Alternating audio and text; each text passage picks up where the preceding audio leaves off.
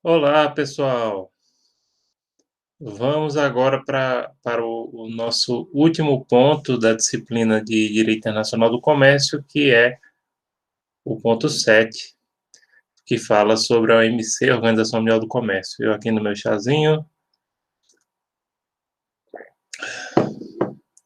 Então vamos lá.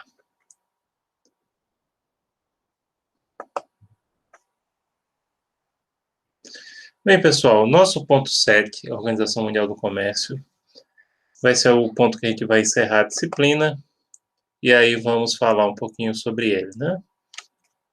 Bem, os acordos internacionais do Sistema Multilateral de Comércio, OMC, visam restringir a interferência dos governos nacionais sobre o comércio internacional. Então, o principal objetivo da OMC é isso, é restringir a interferência ao máximo possível dos governos nacionais sobre o comércio internacional.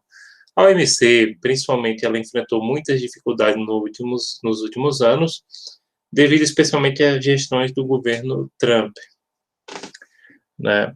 E isso deu uma esvaziada na entidade. Com o governo Biden, existe uma perspectiva nos Estados Unidos de que se retome os trabalhos da OMC e as suas atividades. Inclusive, o antigo presidente da OMC, era Roberto Azevedo, especulou que ele acabou renunciando ao cargo, mas já no finzinho, devido justamente à falta de apoio que ele não teve no governo Trump, e atualmente uma nigeriana é que assumiu agora no ano de 2021. O nome dela é Ngozi Okonjo-Iweala, da Nigéria, né? Então foi a primeira mulher a assumir a presidência da OMC. E pessoal, voltando aqui, as regras estabelecidas pelos países da OMC são dirigidas aos seus governos, mas tem como beneficiários indiretos ou finais os agentes privados, né, que buscam um ambiente de previsibilidade e equidade para o desenvolvimento de seus negócios. As normas da OMC são normas estatais, é uma organização internacional, ela atua principalmente através de tratados. Ela tem um sistema de resolução de conflitos muito eficiente para os padrões internacionais. Então, em última instância, os beneficiários são os empresários, que se beneficiam de um ambiente de previsibilidade e equidade para o desenvolvimento de seus negócios.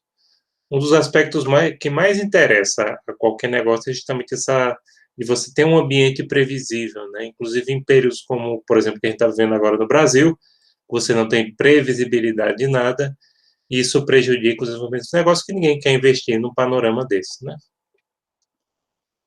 O atual sistema multilateral de comércio, ele consolidou-se na OMC, né, que foi criada a partir da década de 1990, mas ele nasceu no período pós-Segunda Guerra Mundial, quando os países ocidentais vencedores do conflito tentaram evitar políticas nacionais individualistas para o comércio internacional, a exemplo de barreiras tarifárias. Então, a discussão sobre criar uma entidade como a OMC começou aí no final da Segunda Guerra Mundial, né? Mas não prosperou. Então, na Conferência de Bretton Woods, 1949, essa conferência criou o FMI, acho que vocês já ouviram falar, né? Foi prevista a criação da Organização Internacional do Comércio, a OIC, que não pôde ser estabelecida devido às limitações do executivo norte-americano face ao seu Senado. Basicamente, o Senado americano não aprovou o projeto de criação da Organização Internacional do Comércio. E, naquele tempo, não faria sentido você ter a principal potência capitalista ou a principal superpotência capitalista fora de uma organização do comércio. Por isso, gente, é que a OMC só acabou sendo fundada mesmo na década de 1990. Menos de 30 anos, por sinal. Em substituição da OIC, em 1947 foi firmado o GATT, que é o General Agreement on Tariffs and Trade, inicialmente assinado por 23 estados e hoje consolidado na OMC. O GATT, ele criou uma rodada de negociações, de tratados, né?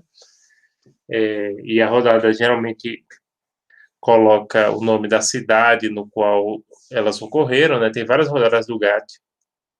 E aí eram acordos, né, de comércios e tarifas internacionais, que, aliás, ainda estão em vigor, uma boa parte deles.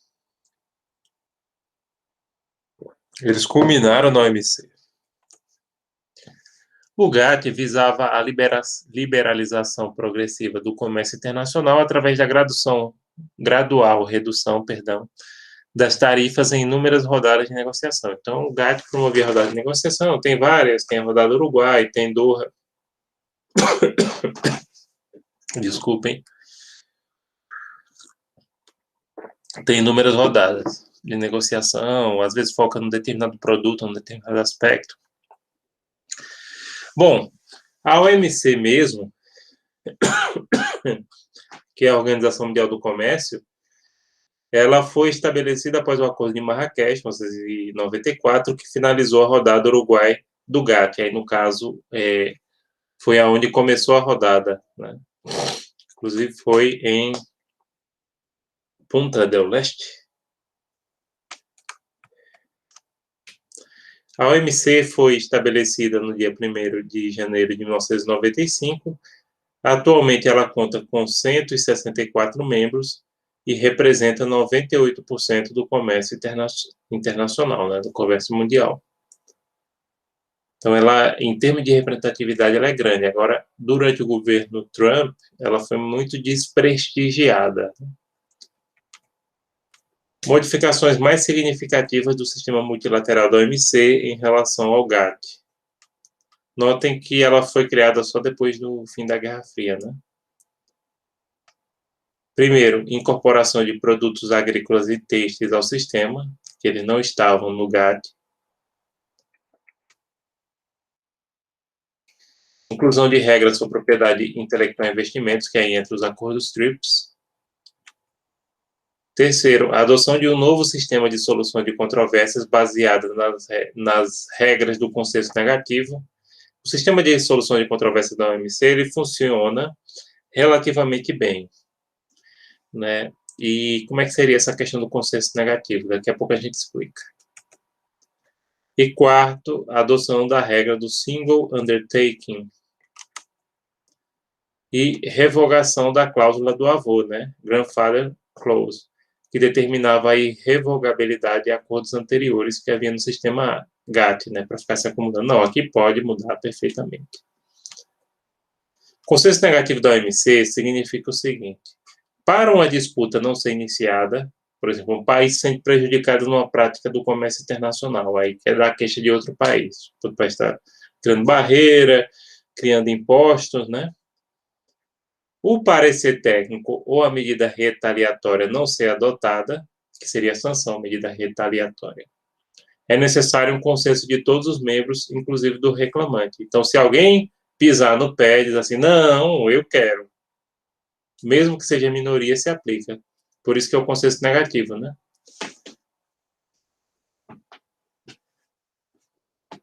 Porque é preciso que alguém não queira. Aliás, contrário, desculpa. No consenso negativo da OMC, para essa disputa não ser iniciada, é preciso que alguém queira, mesmo que só seja uma das partes. Então, ela não é adotada no sentido quando há um consenso. Então, se alguém disser, epa, eu quero. Aí se adota. Regra do compromisso único, né, que é o single undertaking. Os acordos da rodada Uruguai formam um único pacote que somente pode ser revisto em bloco, diferente das rodadas anteriores, né? No qual você poderia ter revisitado isso. Não, aqui é um pacote só porque justamente a partir dela que foi criado, na rodada Uruguai, que foi criada a própria entidade. Principais órgãos da OMC, a Conferência Ministerial, composta pelos ministros das Relações Exteriores dos países membros, é o órgão decisório máximo da OMC e cada membro possui um voto. Essa é a Conferência Ministerial. O Conselho Geral da OMC, que é composto pelos embaixadores dos países membros, onde cada um também tem direito a um voto e é responsável pelas decisões diárias e cotidianas da OMC. Então, é formado pelos embaixadores dos países na OMC. E aí também tem direito a um voto, né? É esse quem administra a entidade no dia a dia. O órgão de solução de controvérsias é composto pelo Conselho Geral e investido de poderes para solucionar conflitos. Pronto.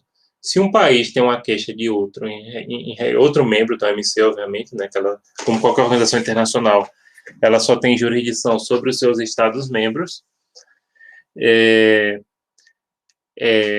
no órgão de solução de controvérsias que ela presta a sua queixa.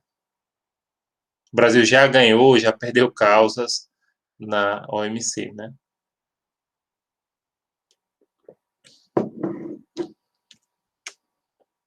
Quarto, órgão de revisão de política comercial, também composto pelo Conselho Geral, e se destina a revisar periodicamente a política comercial da OMC.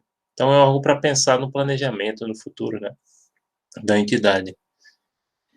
E são ainda subordinados ao Conselho Geral, tem ainda um Conselho de Bens, que trabalha com a questão dos bens, né? Um conselho não da entidade, de regulamentação de comércio de bens, né? Um conselho para o comércio de serviços, que trabalha com serviços, e outro para direitos de propriedade intelectual relacionado ao comércio, que seria justamente o TRIPS, que é aquela questão de direito autoral, de propriedade intelectual em geral, de patente, etc. Vocês já estudaram isso em direito internacional privado, né? A questão do acordo TRIPS.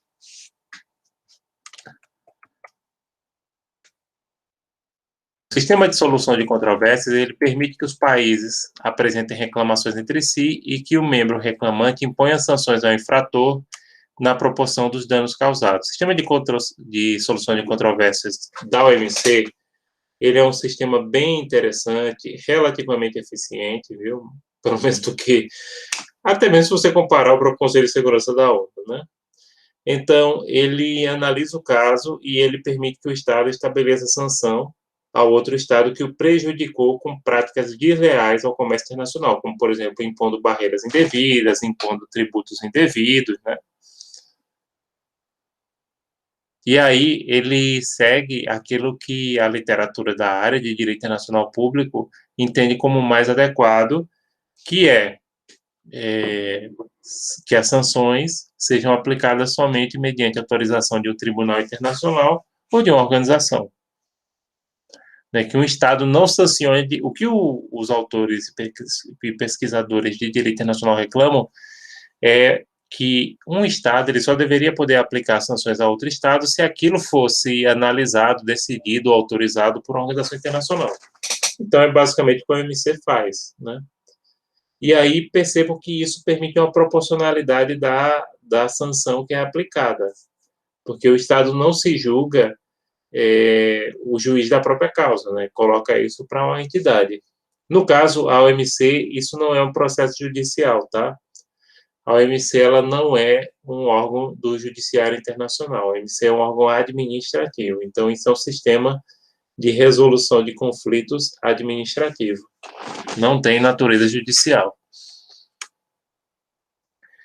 Na maioria das organizações internacionais, as decisões possuem apenas apelo político-moral. Né? Em relação, infelizmente, à maioria dos órgãos de direitos humanos, isso acontece assim. Porém, na OMC, o sistema de solução de controvérsias possui dentes, entre aspas, né? Pois permite até suspensões comerciais em relação ao membro reclamado, e aí isso possibilita a eficácia e, consequentemente, um grande número de reclamações que a entidade recebe, na medida que ela tem poderes para suspender o comércio, pelo menos parcialmente, daquele país. O acesso ao SSC por agentes privados se dá de forma indireta por meio de representantes diplomáticos do país, como acontece com alguns tribunais, né, como a Corte Interamericana de Direitos Humanos. Para ingressar, você tem que fazer isso via o seu estado. Aliás, na Corte Interamericana de Direitos Humanos, perceba, você tem que procurar primeiro a Comissão Interamericana, que aí entra em contato com o Estado, etc, etc. Então, não pode procurar diretamente, né, o tribunal. O tribunal não, o sistema de solução de controvérsias aqui. Na Corte Interamericana também, não pode procurar diretamente, tem que procurar a comissão vai procurar esclarecer com o Estado, e aí, caso não consiga esclarecer, ou entender que a resposta do Estado não foi devida, aí entra no tribunal. Referências. Os livros de sempre, né, que a gente tem aqui, o do José Cratela Neto, Contratos Internacionais, tem na Biblioteca Física, o da Andréa Limani Boasson Mota, que tem na Biblioteca Digital, o meu, Luciano Tim Ribeiro, Rafael Ribeiro e Ângela Estrela, que é meu livro, né? E também recomendo pesquisar a própria Organização Internacional do Comércio, que lá explica, né? World Trade Organization, em inglês, e lá tem todas as informações relativas a essa entidade. Então, basicamente é isso, pessoal. Muito obrigado. Agradeço a atenção de vocês nessa disciplina. E qualquer coisa a gente está à disposição, como sempre, tá certo? Então, meu boa noite, um abraço para vocês e até a próxima.